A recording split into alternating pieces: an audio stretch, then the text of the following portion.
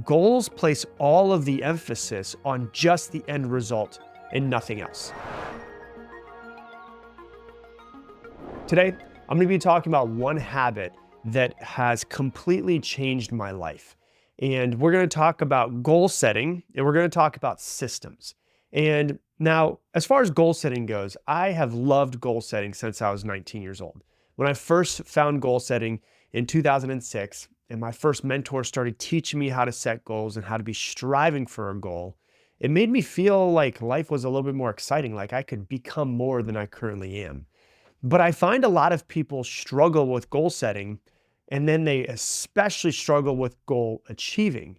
And so today I'm going to talk about how to set up your life in general so that you actually achieve your goals that you do set for yourself. And this comes from a quote that James Clear says, and I love it because he didn't come up with this concept, but he really does talk about it in his book. And the quote says, "You don't rise to the level of your goals, you fall to the level of your systems." And so today we're going to be talking about the systems that you have in your life to help you get to where you want to go. Now, when we look at goals, goals are really good. And I do think that everybody needs to set goals so you know what direction that you're heading in. But there are two really big problems with goals. And goals are not inherently bad, just so you know. They give us something to strive for, they give us something to aim at. But goals can also come with limitations that really, what I have found over years of coaching people, hold people back in subtle ways. And so the first one is that goals are specifically outcome orientated, like just focused on just getting to this one outcome. It can really hold you back. And so goals focus on a specific result, which is good, but it can also be limiting. Like lose 20 pounds is that specific result. Finish my novel is that specific result. Get a promotion is that specific result. And while there's nothing wrong with wanting these, goals place all of the emphasis on just the end result and nothing else.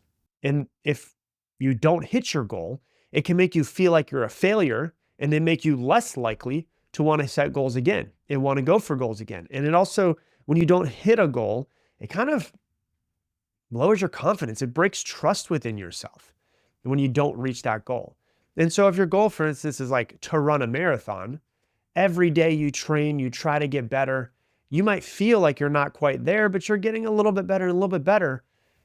But you only actually succeed, quote unquote, succeed when you cross the finish line.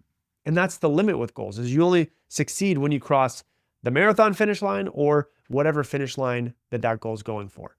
And so the only time you succeed is when you accomplish that goal, which can really rob you of satisfaction from the entire process of becoming better and being proud of yourself. And so that's the first thing that goals can really hold you back with. And the second thing is that goals don't address long-term change in your life. And so when you achieve a goal, you might actually just revert back to your old habits. For example, like if your goal was to lose those 20 pounds that we were just talking about, what happens once you reach it? Without some sort of system in place to maintain your progress, you're likely to fall back into the old habits that caused you to gain weight in the first place. It's not like you lose 20 pounds and they stay off forever. You have to have a system in place to keep it off. And so that's why approximately 80% of people who lose 20 pounds or more gain it back within 2 years, is because they're like, oh, I hit my goal. Now I get to celebrate. Now I get a quesadilla. I deserve it.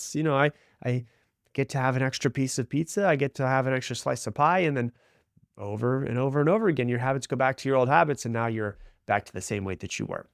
And so, systems work better with achieving goals, and they work better to focus on your systems. And you're more likely to achieve your goals if you focus on the systems. And so instead of putting all of the emphasis on this specific outcome, like finishing the marathon, crossing the finish line, a system emphasizes the process that you have to go through to actually get there. So it's about building a routine or a framework that leads to consistent improvement. If you do this, what's crazy about it, you're more likely to actually hit your goals eventually. And so here's the reason why systems are so powerful. Number one, systems focus on what you can control. So while you can't always control the outcome of the goal that you're going for, you can control the actions that you take every single day. So for instance, instead of saying something like, I want to write a book, you can create a system where you write 500 words every single morning. That's something that you can control. And if you can't get it in the morning, well, then you can move your schedule around to make sure you get it done before you go to bed. But then you're not focusing on just finishing the book, which seems like this big daunting task. You're just focusing on, hey, 500 words every single morning. And so this approach really puts the power back in your hands because it's about showing up consistently. And that's how you succeed, is being consistent. The most successful people in the world are not the ones that just show up once or twice or a couple times a week. They're the most consistent people in the world. So if your goal is to run a marathon and you roll your ankle the week before, and because of it, you can't run, well, you just failed. And that usually makes people feel like shit. And when people don't feel good, they're less likely to go for goals again. And then they feel bad about themselves and they lose confidence in themselves, all of that. And so a system would be better in this situation. A system would be something like, I'm going to run for 20 minutes every single day for a week. And then at the end of that week, every single week, I'm going to extend it by 5 minutes. And so week 1 would be 20 minutes. Week 2 would be 25 minutes. Week 3 would be 30 minutes. Week 4 would be 35 minutes, and so on and so forth. And eventually, you'll be running and finding yourself cranking out 15 miles because it was just normal for you, because it's just part of the system, the routine of your life. And it's like, it goes back to that quote, which is, the man who loves walking will go further than the man who's running to hit a goal. Over the course of the lifetime, the man who loves walking will go further than the person who's just like, I'm trying to run a marathon. And so that's the first thing that makes systems so powerful, is that it focuses really on what you can control.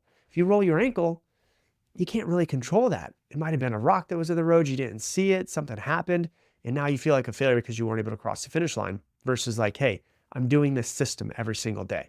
The second reason why systems are so important is because it builds sustainable actions for your life. And so by focusing on daily or weekly actions, you naturally start to build actions and habits in your life that stick. So if your goal, for instance, is to eat healthier, a system that would go along with that might involve meal prepping every single Sunday and then carrying a water bottle with you everywhere you go throughout the day. This is the biggest key to systems, is that over time, these small, consistent daily actions start to become second nature. They start to become who you are. And then the results will naturally start to flow from there.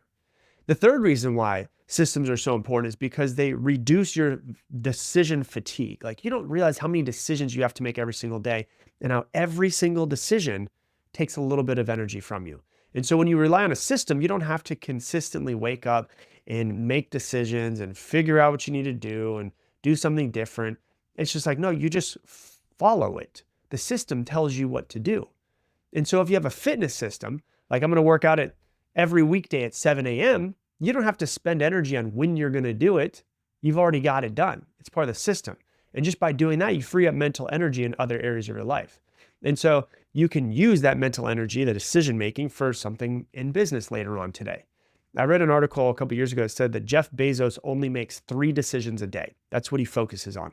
But they're the 3 most important decisions every single day to scale his life and his business. So if you're wanting to run more, you might just set up a system where you run every day like we were talking about.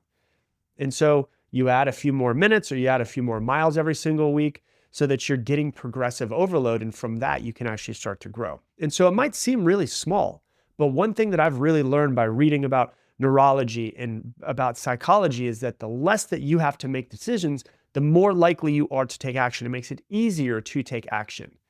The more decisions that you need to make, or the more opportunities or options that you have in front of you, for many people turns into paralysis by analysis. They do nothing because there's too many things that they could do. So what I like to think of is less thinking, more doing. And then the fourth reason is why systems tend to be so incredible for people over goal setting is because they allow you to celebrate your progress. In the marathon example that I gave you, a lot of people would think that they are a failure if they don't cross the finish line. So the only thing that would make you succeed is crossing that finish line. So instead of waiting for the finish line to feel good, systems allow you to celebrate every single step along the way. And so run another 5 minutes this week, that's a win. Run another 5 minutes next week, that's a win.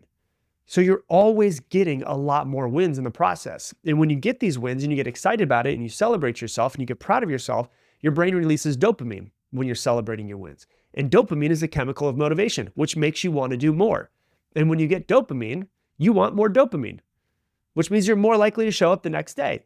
So each time you complete a part of your system, whether it's writing for 30 minutes or practicing a skill or learning a language or completing a task, you get a sense of accomplishment. In running a marathon, you kind of only really get the full sense of accomplishment when you've crossed the finish line. And so you're getting all of these little wins across the way, which makes you more motivated to show up the next day. And so let me give you a few like real life examples of what this could look like in your life. Let's say that you want to be more mindful, right? A goal approach would be, I want to meditate for 30 minutes every single day. And then if you miss a session, you've done this before, we've all done this before. You miss a session or you don't go for 30 minutes or you struggle to sit for 30 minutes. You might feel discouraged. You might feel like you lost and you might want to just quit altogether. So that's when you're focused on your goals. But when you're focused on your systems, it might just be like, I'll meditate for however long I can every morning after brushing my teeth. Even if it's 2 minutes, that's a win. With the system, you're not tied to this like rigid outcome or thing that you have to do. Some days you might meditate for 5 minutes. Some days it might be 20 minutes.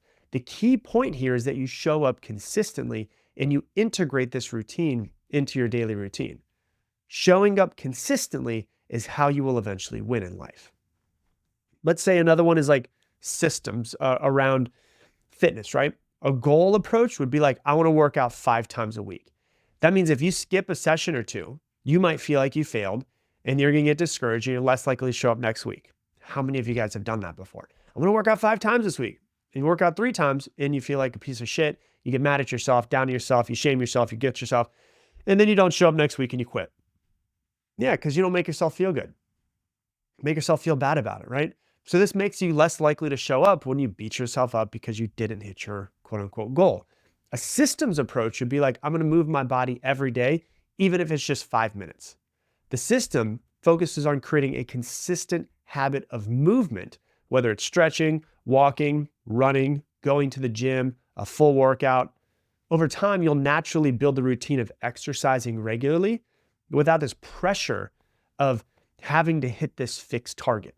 And you're more likely to, over the long run, get more movement than someone who's like, I have to work out 5 times a week. Most likely in most situations. So that's an example. Another example would be like if you want to learn a new skill. Let's say that you want to become fluent in French this year.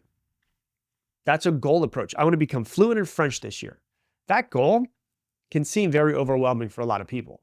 And it makes it really easy to procrastinate. When it feels overwhelming, you're more likely to procrastinate. And if you procrastinate, you're more likely to quit because the progress feels slow. A systems approach would be like, I'm going to spend 10 minutes every day practicing French on a language app. That's it. If you're focusing on consistency rather than progress, you're more likely to eventually get fluent. And so these small efforts compound into big results over time. Another example would be like, let's say you want to write a book. A goal approach would be like, I want to write a 300-page novel this year. That's a big deal. And if you fall behind schedule, it's tempting to be like, I'm too far behind. I'm just gonna give up on this goal. A systems approach would be like, I'm gonna write 200 words every morning after my coffee. That's it. All you gotta do is just crank out 200 words. The system prioritizes showing up consistently, even if your output's small, even if you end up throwing those 200 words away. Writing just becomes part of your daily life, and the pages will start to add up over time. Another example would be like, say you want to eat healthier. A goal approach would be, I want to stop eating junk food completely. And then you have one night where you slip up and you feel like you failed and it leads to guilt and shame and you want to give up on yourself, right? A systems approach would be like, I'm going to add 1 serving of vegetables to every lunch and every dinner that I have. So that system focuses on these small, manageable chunks and these tiny little steps to improve your diet, making you healthier because you're showing up more consistently. And then the last example would be something like building better relationship with your spouse. I want to spend more quality time with my partner. Then you get one busy week and you forget to spend time with her and it leads to frustration and feelings like a failure. And then you get another busy week, or maybe you're out of town and you feel like a failure. And then you just throw it off to the side because you don't want to feel the guilt of, oh my gosh, I'm such a bad spouse. That would be a goal approach. A systems approach would be like every night, I'm going to make us take 10 minutes and it's right before we go to bed. I just want to check in with my partner and just ask them about how their day was. And that's how I want to connect with them. The system creates this simple, repeatable habit that strengthens your connection without this pressure of planning activities or going on vacation or having to do a Friday date night every single night. Then you miss it because you have the kids or whatever it might be. So it's focusing on these systems, which are the most important. And so this is how you build your systems, okay? It's quite simple. The first thing you're going to do is you're going to identify the desired outcome, AKA the goal. So you're still going to want some sort of goal because it gives you some sort of direction that we're trying to go to. And so while the systems don't focus necessarily just on the goal, it gives you direction. So you make sure you're heading in the right direction. And so the first thing you're going to do is identify whatever the outcome is that you're working towards. Better relationship, better body, better mindset, better mindfulness, whatever it might be. The second thing is you're going to break it down into small daily habits. Ask yourself what small, repeatable actions could lead to this outcome. So what small, repeatable actions could lead to where I'm trying to get to? If you want to improve your fitness, your actions might include like daily stretching, going for a walk, doing strength training as often as you possibly can. So what are the small daily actions that you can do? The third thing is to make it specific and realistic. Get really clear guidelines on your system, but also make sure you keep it flexible. So instead of saying like, I have to do this, it's like, hey, here's what I want to do. So instead of saying like, hey, I have to meditate for 30 minutes every single day, like we said, it's like, I'm going to meditate for as long as I can after brushing my teeth. And as you start to do that, you'll become better and better at meditating and mindfulness, and you'll go a little bit further. And so you've got to be specific with what you want, but you got to be realistic. It's not like I'm going to brush my teeth and meditate for 2 hours after. That's probably not going to happen. So make it specific, but realistic. Number 4 is to track your progress. So the system and the reason why you want to have it is so that you're staying consistent. So track your progress in some sort of way. Put it down in your calendar. Have a notes tab in your phone where you can track and make sure that you're doing it every single day. And number 5 is try to refine it whenever you feel like you need to. Like your system is not going to be perfect the first time that you set it. You'll learn what works. You'll learn what doesn't work. When it doesn't work, don't be an asshole to yourself. Don't guilt yourself and shame yourself and make yourself feel bad. It'd be like, oh, I just learned something that doesn't work for me. Let me make adjustments around this. So adjust it so that your system will eventually be as effective as possible, but also enjoyable in some sort of way. And so really what it comes down to is the beauty of these systems is that success becomes a byproduct of your actions. And when you focus on the process of what you're trying to do, the results tend to take care of themselves.